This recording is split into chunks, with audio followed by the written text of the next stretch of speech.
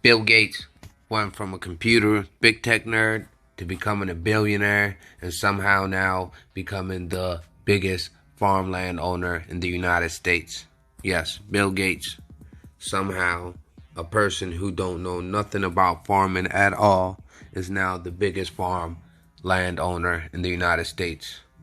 And the crazy thing about that is he tweeted this, that jabs in our food supply solves the problem of jab hesitancy.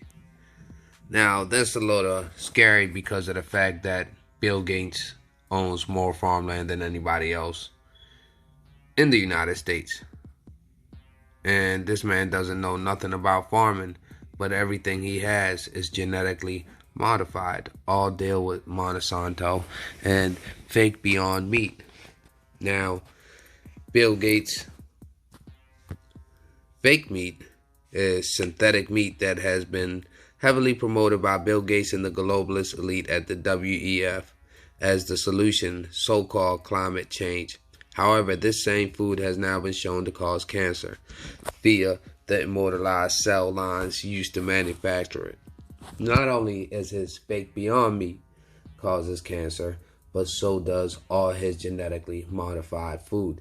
Now, if your food doesn't say organic when you're buying it, or if you're not buying it from a local organic spot, more than likely it's genetically modified. And they usually don't have to label genetically modified foods.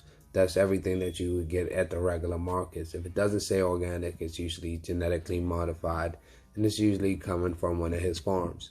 Now, if you don't wash them down all the way, and since they are genetically modified, more than likely they will cause some kind of variety of cancers or stomach problems or bladder issues. So beware of that and try to eat healthy, organic, and right. Because you don't want that fake Beyond Meat. You really don't know what's really in it. But according to him, it's totally harmless. He gonna say cancers found in fake meat are totally harmless to humans. Who would trust this evil devil that's all about making profit? Now, Gates and the firm said it's very supportive of sustainable farming. Listen to what sustainable farming, what they mean by that.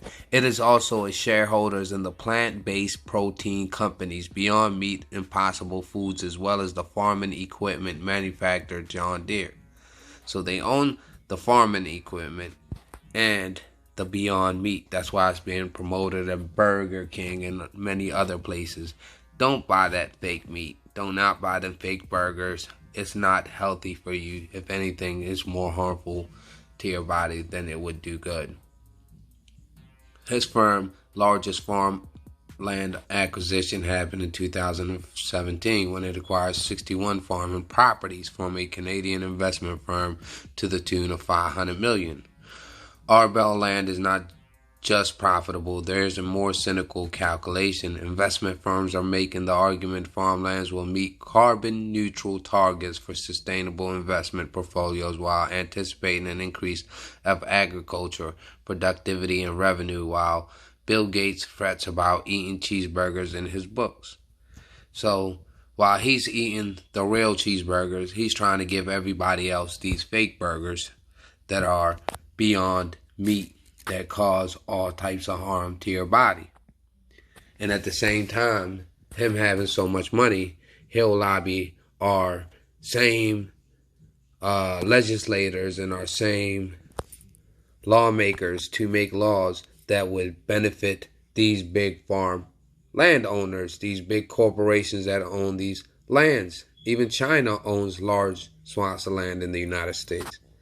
I don't know how our politicians are being bought so much by lobbyists that they're bending laws into the tune of benefiting these big corporations to rob these little farm landowners out of their properties by coming up with so many restrictions and laws that they can't meet, because now they would have to buy all these new equipments that cost so much.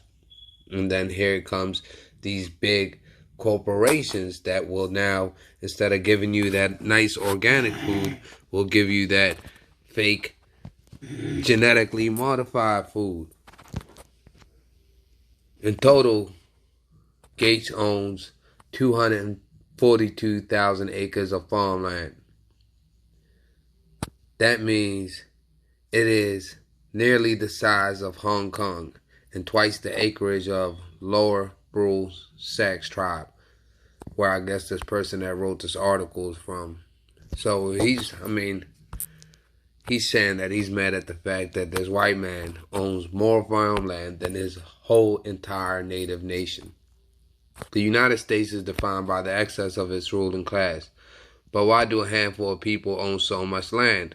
Because land is power, land is wealth, and more importantly, land is about race, class, the relationship to land, who owns it, who works it, and who cares for it.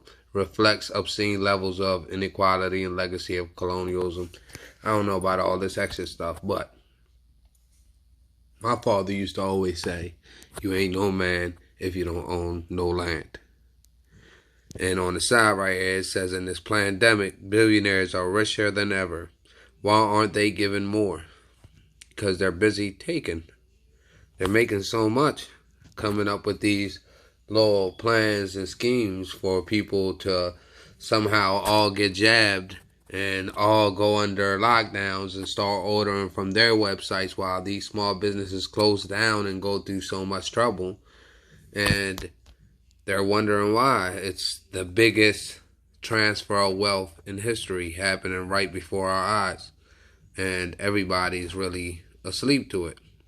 Now, listen to what Bill and Melinda have announced at Davos in Switzerland, that their foundation will commit $10 billion over the next 10 years to help research, develop, and deliver vaccines for the world's poorest countries. Basically, them jabs to the world's poorest countries. The Gates said that the increased investment in jabs by governments and the private sector could help developing countries dramatically reduce child mortality by the end of the decade, and they call for others to help fill critical financing gaps in both research funding and childhood immunization programs. Basically, try to get these kids jabbed up as much as possible. They're just coming up with a jab for every little thing. Before you know it, your kid is having 15, 20 different jabs by the time they're 10, and they're all different. Try to stay away from all these. They're just coming out with anything. And remember, their whole goal a while back was depopulation, because they felt like that was messing with the climate. While they live on oceanfront homes and enjoy these good meals and confuse the population with all this nonsense. They said, we must make this decade the decade of the jabs, said Bill Gates. Vaccines, basically the jabs, already saved and improved millions of lives in developing countries. Innovation will make it possible to save more children than ever before. Remember, these are clinical trials. Bill and Melinda Gates made their announcement at the World Economic Forum annual meeting, where they were joined by Julian Laub-Levitt, CEO of Gavi Alliance. Vaccines are a miracle. With just a few doses, they can prevent deadly diseases for a lifetime, said Melinda Gates. And we've made a whole bunch. In total, Gates owns a whole lot of land, basically, like we said. He owns as much land as almost as Hong Kong. Now, should we trust a person like this, a billionaire, that doesn't know nothing about farmland at all, with running our food supply land and somehow skipping so many steps and not even giving you the nutrients and the benefits that these plants and vegetables and foods that you're buying are supposed to be giving you, but instead are harming you while just keeping you stringing along.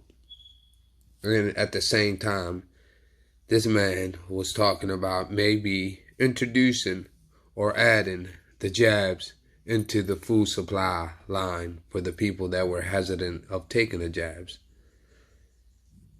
How can we trust a person like this? And why is our politicians quiet about such a thing?